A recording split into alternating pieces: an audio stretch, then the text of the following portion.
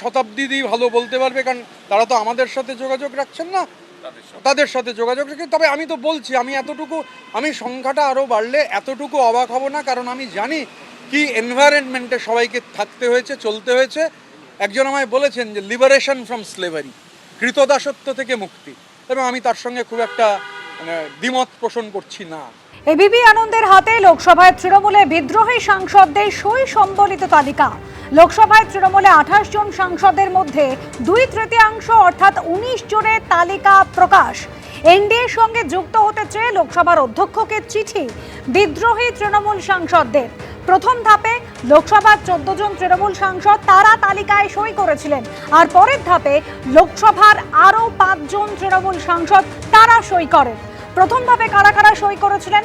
কাকলি ঘোষ দস্তিদার, শতাব্দী রায়, বাপি হালদার, শর্মিলা সরকার, প্রসূন বন্দ্যোপাধ্যায়, জগদীশ বর্মা বাসুনিয়া, অসিত মাল, অরূপ চক্রবর্তী, খলিলুর রহমান, আবু তাহের খান, কালীপদ সোরেন, দেব, জুন মালিয়া, পার্থ ভৌমিক। আর পরের ধাপে যারা সই করেন তারা হলেন রচনা বন্দ্যোপাধ্যায়, সায়নী ঘোষ, ইউসুফ পাঠান, মিতালি বাগ এবং মালা রায়।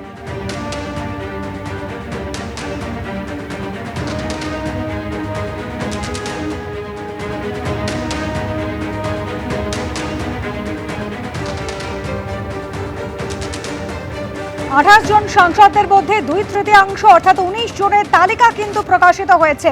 এনডিএ সঙ্গে তারা যুক্ত হতে চান, আলাদা ব্লক তৈরি করতে চান, একেবারে এনডিএ সাংসদদের জন্য নির্ধারিত জায়গা সেখানে তারা বসতে চান, এবং লোকসভার অধ্যক্ষকে এই মর্মে চিঠি দিয়েছিলেন বিদ্রোহী তৃণমূল সাংসদরা। প্রথম ধাপে লোকসভার 14 জন তৃণমূল সাংসদ তালিকায় সই করেছিলেন, তারপরে আরও 5 জন তৃণমূল সাংসদ তারা সই করেন এই তালিকায়। তালিকা আপনাদের সামনে রেখেছি।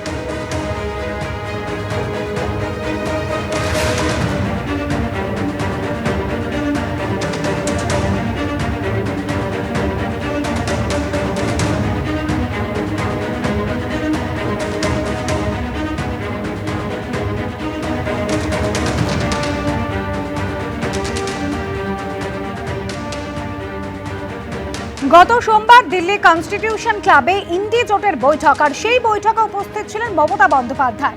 সেখান থেকে অল্প কিছু দূর মতিলাল নেহরু মার্গ, ভূপেন্দ্র যাদবের বাড়িতে বৈঠক করেন এই বিদ্রোহী তৃণমূল সাংসদরা। আর ওই দিনই বিদ্রোহী ব্লকের পক্ষে কাকলি ঘোষ দস্তিদার জানান, তাঁদের রাশ এখন আর মমতা বন্দ্যোপাধ্যায়ের হাতে নেই। তারা এবার থেকে বিজেপি জোটকে সমর্থন করবেন, বসতে চান এনডিএ সাংসদদের সঙ্গে, এমনই জানিয়েছিলেন বিদ্রোহী এই তৃণমূল সাংসদরা, যাদের সই সম্বলিত তালিকা এবার প্রকাশ্যে এসেছে।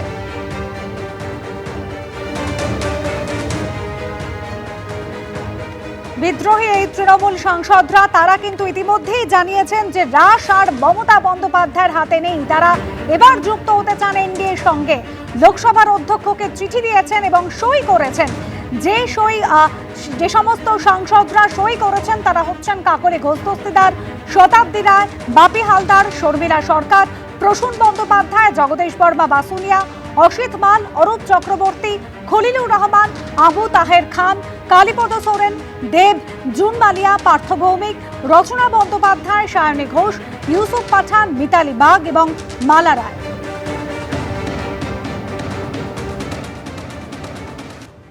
প্রথম ধাপেই সই করেছিলেন বিদ্রোহী তৃণমূল সাংসদ শতাব্দী রায়। কি বলেছেন তিনি, শোনাবো।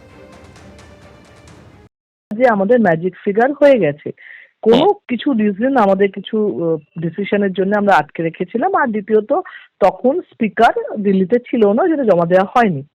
কিন্তু এরম মিথ্যে কি করে বলবো যে হয়ে গেছে অথচ 4 জনের হয়েছে 19 জনের হয়নি, কারণ দুদিনের পর তো প্রকাশ্যে আসবে। এবং আপনাদের এটা আমি বারবার বলছিলাম যে দেখুন, ওয়েট করুন, 1-2 দিন ওয়েট করুন, এটাও বলেছিলাম 1-2 দিন ওয়েট করুন, চিঠি আসবে প্রকাশ্যে। কারণ আমরা তো জানি যে সই করছে, আমরা তো জানি কে কে সই করছে। আর যারা জানে না, যারা শুধু শুধু আমাদেরকে ছোট করানোর জন্য, বাজে প্রমাণ করার জন্য বসে বসে ইন্টারভিউ দিচ্ছিল, তারা এরকম বেওকুফ কথা বলছিল, নির্বোধের মতন কথা বলছিল। এবং তারা যে ভুল জানতে, তাদের যে অ্যাজুম করতে পারে না বা তাদের গেসিং ক্ষমতা নেই, সেটা প্রমাণ হলো, এবং আমরা যে সত্যি বলছি সেটাও প্রমাণ হলো।